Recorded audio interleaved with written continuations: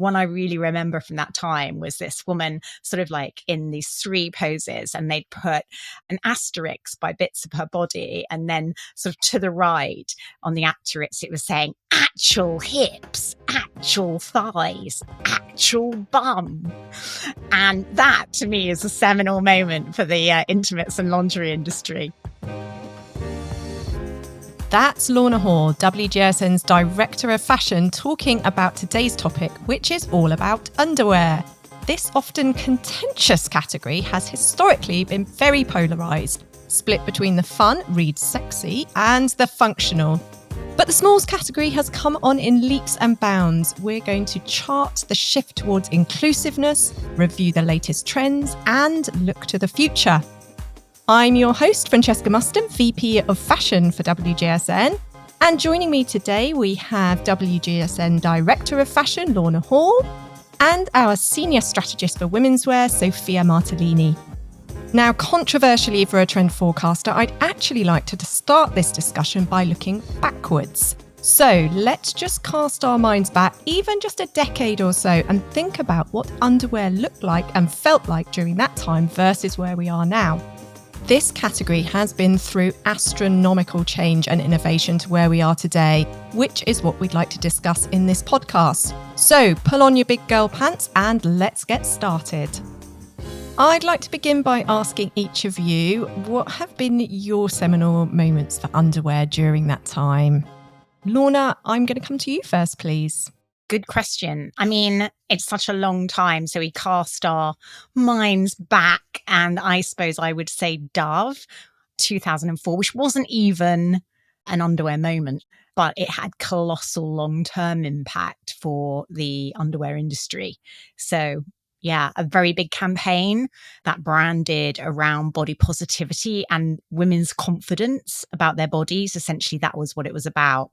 And they interviewed 3,200 women, I think, and they all stated how they felt, whether they felt confident, what they felt they looked like. And then they kind of came up with this amazing campaign. And just remember the images. There was this one image of the one that really sticks in my mind for the underwear industry was a woman in sort of quite joyous poses. A very famous campaign when all the women are all wearing white, lots of different sized women and lots of different ethnicities and their real bodies. And then they sort of did little mini campaigns. And the one I really remember from that time was this woman sort of like in these three poses, and they'd put an asterisk by bits of her body, and then sort of to the right on the asterisk it was saying actual hips, actual thighs, actual bum. That to me is a seminal moment for the intimates and lingerie industry. Absolutely. I totally remember those adverts. They were all over the tube in London, weren't they? I really remember that. Suddenly you saw women as they really were. It was definitely a big one. Any others from you?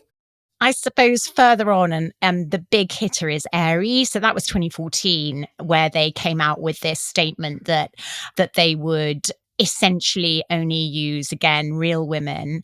And mainly the bigger thing was no retouching of models' pictures or their bodies, particularly no reshaping of the models' pictures. So, and women of all sizes being used and untouched in that way. And that campaign, if you think about when that was, it was 2014, your Gen Z consumer was just coming up to sort of peak interest in lingerie. So they were about, I don't know, the sort of 18, 19. So we're just getting into their biggest lingerie underwear buying years. And I think that was a big breakthrough, that kind of, that generation with a different viewpoint, and that campaign really did change everything. And that brand has been doing things like, at that point in time, something probably wouldn't happen now. Women were posting pictures of themselves in their underwear on the Aerie site. So just an incredible mindset shift for underwear companies. Absolutely. It really did change how women saw themselves, and that whole sort of psyche really, really shifted during that time, didn't it? In such a positive and celebratory way as well. Sofia, could I come to you next then? Sure, of course. Lorna, those were really great examples. I think for me, there are two major moments that I would also like to highlight. So, first, of course, Rihanna's Savage X Fenty launch in 2018. So, when they had their first New York Fashion Week show, I think was a pivotal moment for the category to start to become really a lot more size inclusive. And I think their show really changed the narrative of what a lingerie show could and should look like. I think before that, we, of course, had a bunch of lingerie show examples that we all can think about that focused on supermodels. And that's the only thing that we saw on the runways. And I think Rihanna did a really great job in not only being more size inclusive, but also putting lingerie as a high fashion category, which we continue to see through to this day, the influence of intimates into the runways. And then I would say the next big mass level wave came from Kim Kardashian's Skims in 2019. So the brand launched bodysuits, bras, shapewear, and a very extensive size range as well. But they also did a wide range of skin inspired colors, so various tones of beiges and browns, which a lot of brands, of course, have now taken on. We still see some lack of when it comes to different shades on quote unquote neutral or nude colors. And I also think that they had a major role in normalizing shapewear, again, making it a bit more fashionable, also making it for everyday wear through lighter control options. Yeah, shape had all been about it had been about essentially just squeezing everything in. It had sort of a mindset of the 18th century corset. And I think that's the mindset we actually broke at that point. Yeah, and something that you would wear hidden, like you wouldn't want people to know that you're wearing. Yeah, absolutely. Exactly. I remember, dressing up to go out and with friends, and the report, if you were wearing your compression sort of underwear to get into, a bodycon dress, was, oh, I was dancing with someone and my thighs were just so hot because of all the extra heat that was being generated by that compressional fabric.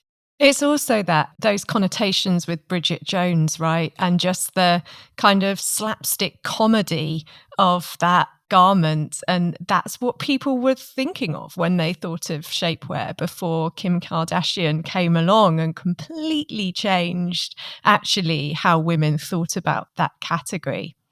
Which probably brings me quite nicely onto what I would say my sort of biggest moment was for underwear. And it was definitely the pandemic, because I remember joining my first work meeting in lockdown with no bra on.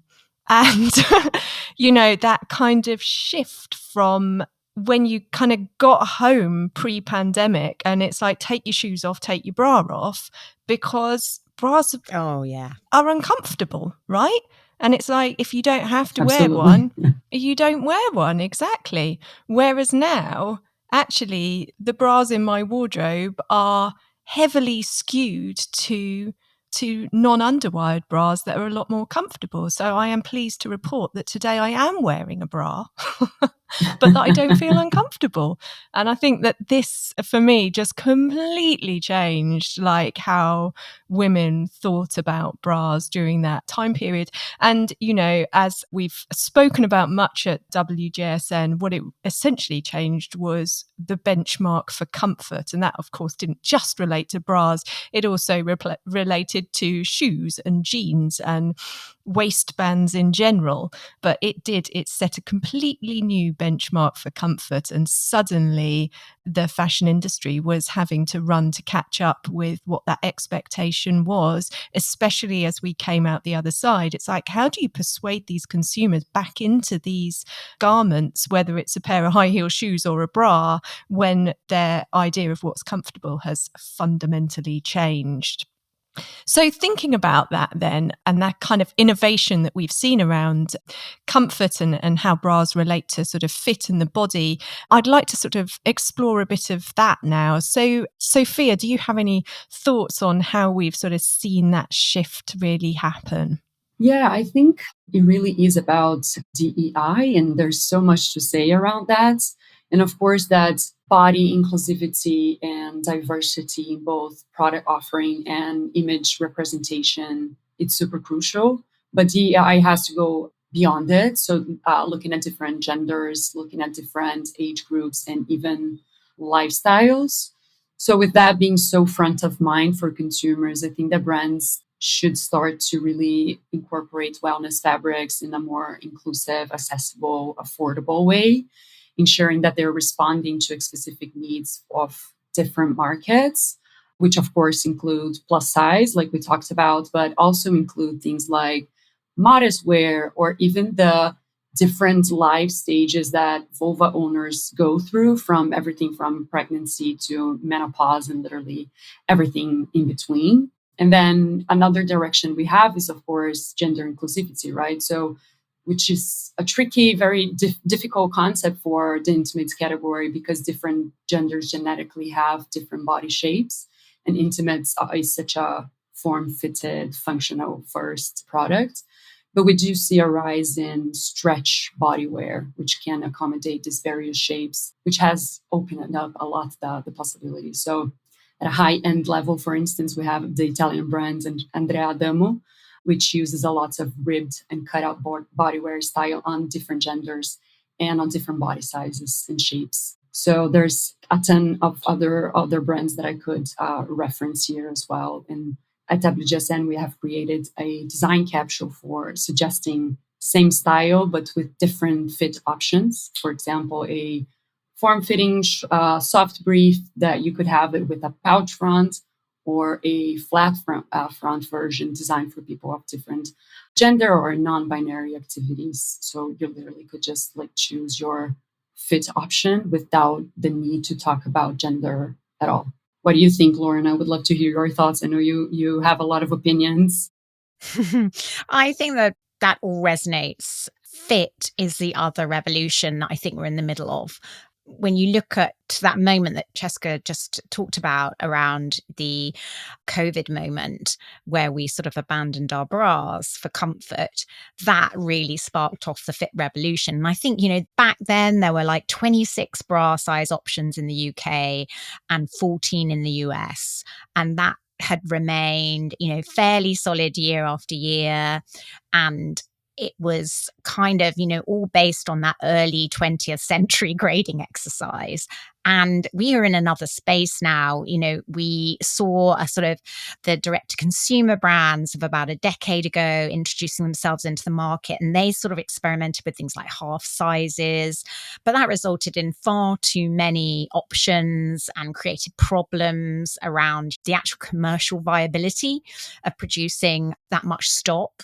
But since then, I think the bigger brands, the real market leaders like the Triumphs and the Chantels, they've just come into the market and really thought about it from a smarter sizing system point of view. So this is like, sizes that can cover off via stretch fabric technology and data-driven grading systems, one size to fit more sizes, essentially. And we are in the middle of this, and I think it's just going to continue to evolve.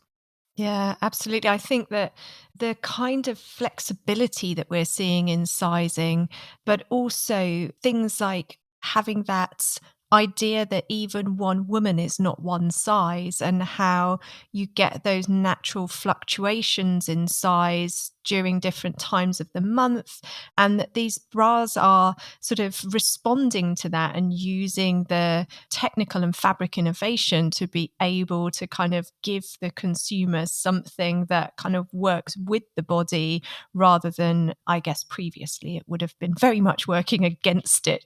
Yeah, like I said, it feels like the lingerie industry is just so much more in tune with women and women's bodies now. I think this is probably quite a nice segue to take us on to that sort of materiality and innovation side of it, because this is something that we're tracking an awful lot of at WGSN and is a really exciting space. I mean, probably the list of different fabric innovations that kind of take the lingerie industry from fit and shape, as you've said, much more into other types of solutions and solution wear, underwear. That list is pretty endless, but Lorna, I wonder if you could kind of give us some highlights from that list and some of the things that we're really looking at WGSN. More heat and more moisture in the atmosphere. So then you're talking about climate adaptive, which is thermoregulating, cooling, sweat wicking, which is really targeting growing need in hotter, humid climates and hot, dry climates and cold weather climates from a third thermoregulating point of view. And we've talked a lot about the cost of living crisis that, so much of the world has been going through. And for those parts of the world that have to either have air conditioning on for extreme climates of extreme heat, or they have to have more heating on and the cost of that is getting more difficult to manage. It is really important that these fabrics can be part of the solution. And I think that's what we're starting to see brands really pick up on these fabrics and also work them into solutions for particular regional markets. So there are fabrics out there now that can essentially, they've been tested and it means you can lower your air conditioning by 1.5 degrees. Or it'll keep you warmer in extreme situations of cold by a certain amount. And obviously, a lot of these fabrics come from other industries. They've been essentially developed for industrial situations or for extreme outdoor situations, or maybe even military situations. But the changes in climate are really starting to make them of interest to the underwear industry. We're probably quite a good sample of this today, right? Because Lorna and I are based in the UK, where in parts of the UK it has been snowing today. And Sofia, do you want to share where you are today? Yes, I am in Brazil, and very polar opposite of that. Last week we had record-breaking heat waves. So our temperature was way above 40s in some places of the country, almost into their 50s. So that really does speak to the need for products that will respond to that and will help us stay comfortable and dry and just feeling okay, because it's hard to survive in such hot or extremely cold weather. You're listening to the WGSN Create Tomorrow podcast, and in this episode, we're talking about intimates. That's the fashion category more commonly known to most of you as your underwear. I'm Francesca Muston, VP of Fashion for WGSN, and my guests today are WGSN Director of Fashion Lorna Hall and our Senior Strategist of Women's Wear, Sofia Martellini. We surely cannot do a podcast on intimates and underwear without talking about the bra that recently broke the internet, right? And for those of you who maybe have been living under a rock and are unaware of what I'm referring to, I am, of course, referring to the Kim Kardashian's nipple bra with its fake nipple. For those women who want to go for a sort of cold room, erect nipple sort of aesthetic.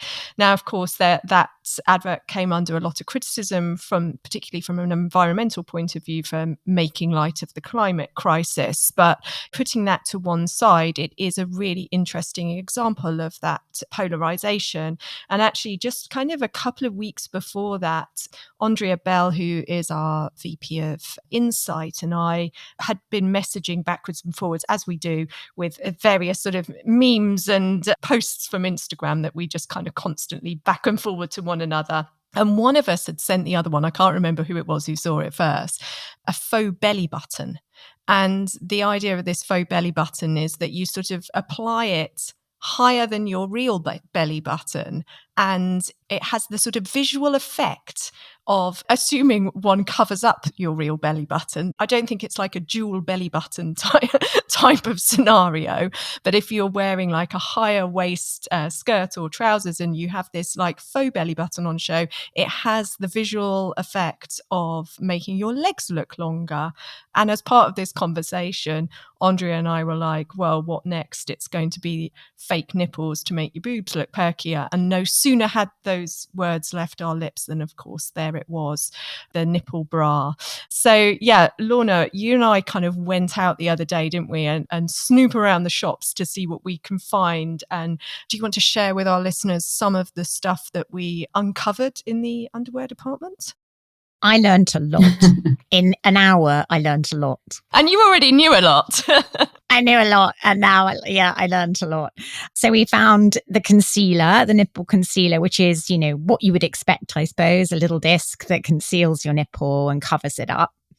We found the pasties, which I had been woefully ignorant of. I'll put my hand up to that, which seems like it has a dual purpose in that it's like a bigger concealer and it also lifts the bra as well. So it's doing the job of bra tapes in the market, I suppose, but also sort of slightly shaping your breast and also lifting it. Obviously giving you, if you're worried about, and I know people do worry about their nipples showing through in clothing, it also essentially negates that being an issue. So they were just big bits of silicone in flesh colors.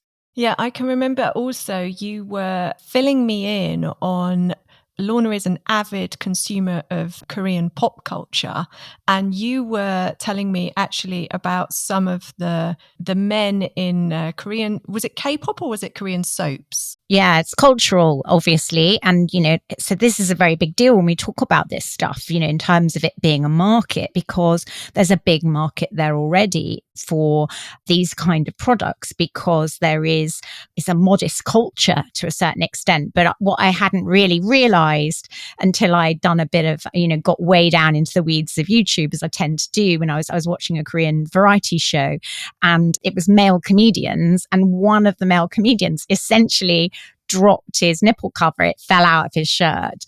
And he was already wearing, I think, a cardigan and a shirt. And he just moved in a certain way. And they were all taking the mickey out of him, his sort of compatriots.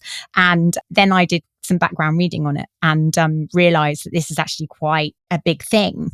And I think the most interesting thing about this is, one, that a lot of this stuff is inherently cultural. And obviously we only see it through the lens of our own culture.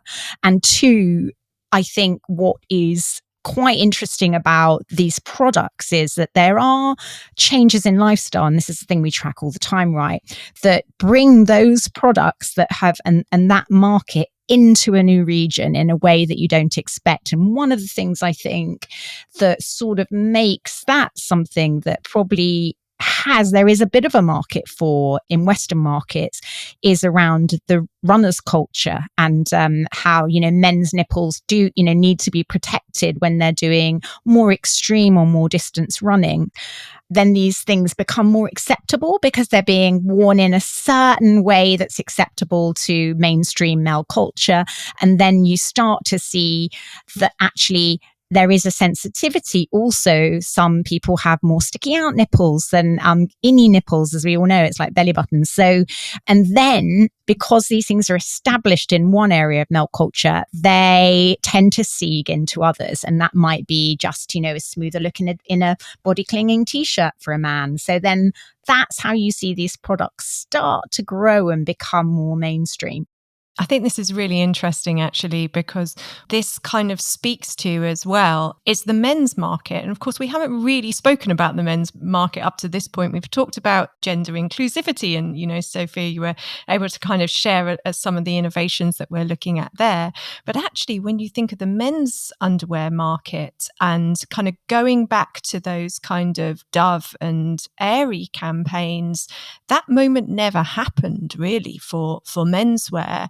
And you just don't see men's bodies being presented in that very real and relatable way that we do with women. And I think it'd be interesting to hear from any guys out there on like how they really kind of feel about that. How do they feel about the fact that when they go to buy underwear, they're inevitably picking up a packet which has got a male model with a six-pack on it, and it's highly unlikely that they're really going to sort of see a realistic sort of dad bod type of body image representation for their market. So, Sophia, did you have anything that you wanted to kind of weigh in on the great nipple debate? Yeah, I think to Lorna's point about being something extremely related to the culture is super true. And it's ironic a little bit because in the US, in Europe, even in Latin America, I think that we've been seeing the free the nipple kind of movement happening for a while, and a lot of women trying to normalize the like nipple exposure in some way, either through the naked dress, quote unquote, so essentially sheer dresses worn over nothing, or even the shape of your breast being visible, like not being covered by a bra. And again, ironically or not, Kendall Jenner is a huge supporter of the Free the Nipple movement. She always posts about it. And then Kim Kardashian goes and does a different kind of Free the Nipple, I guess. So yeah, I don't know. I think it's a highly polarizing, of course, and controversial product. She's very good at marketing. Of course, her campaign got under fire, but she probably knew that would happen. And honestly, there probably is a market for the fake nipple. I mean, there used to be in the 70s, right? Like it was something that we've seen before, not for a very long time. So there probably is a market for women that want to free the nipple, but in a fake way. So yeah, I just find it all very kind of funny, I guess, and super interesting from a culture and lifestyle perspective. Yeah, I think you kind of raised some good points there. And I'd be interested in your perspective actually on how you see this impacting women's wear more generally, because obviously your sort of main role at WGSN is our senior strategist of women's wear. And the idea of kind of the types of bra and underwear that you wear can really make or break the kind of dresses and the blouses. So do you see any impact there and kind of opportunity? Yeah, absolutely. We have actually been seeing the influence of lingerie, intimates into apparel, into like high fashion, trend led fashion. So we have everything from slip dresses, which are of course inspired by sleepwear, to more recently the no pant trend, which is essentially mainly celebrities, some models, some influencers wearing extremely short shorts that are actually hot pants, or just plain on knickers and a top, a sweater, a t-shirt, or a shirt, and going out often with thighs, but often with not. So we have been seeing how the intimates market have been entering high fashion territory for a while now, and that's something that should continue to happen. Yeah, I think it's so interesting how the things you've just mentioned are so linked to the sort of cultural issues that and talking points that we hear. You know, there's a big debate last year on Gen Z and their attitude to appropriate office wear. And that really speaks to that kind of bralette under the blazer and that sort of clash of the generations and clash of kind of the rules around what is appropriate anymore. It's such an interesting space. And I think what we've uncovered just in this short chat is how the intimates market is so integrally sort of like wound into culture and the way we express ourselves and how it sort of does reel itself back into fashion in so many ways. Absolutely. And I also feel like I just need to clarify for our UK listeners, when we say the no pants trend, we're talking about trousers, not underwear. Sorry. And probably on that bombshell. Good save, Cheska. Good save. Thank you to my guest, Director of Fashion, Lorna Hall, and our Senior Strategist of Women's Wear, Sofia Martellini, for taking the time to speak to me today. If you're a WGSN subscriber, you'll find reports covering the topics that we discussed on our fashion platform, including our latest seasonal forecast for autumn-winter 25-26. If you want to find out how to subscribe, head over to WGSN.com to discover how you can get access to our service. We're constantly publishing new content, focusing on how we can design a better, brighter future for our industries. And these include food and drink, interiors, beauty, fashion, and consumer tech. We'll be back in 2 weeks' time. In the meantime, you can catch the CEO of WGSN, Carla Buzaschi, next week on our other podcast, Lives of Tomorrow, where we'll be looking at the future of trend forecasting.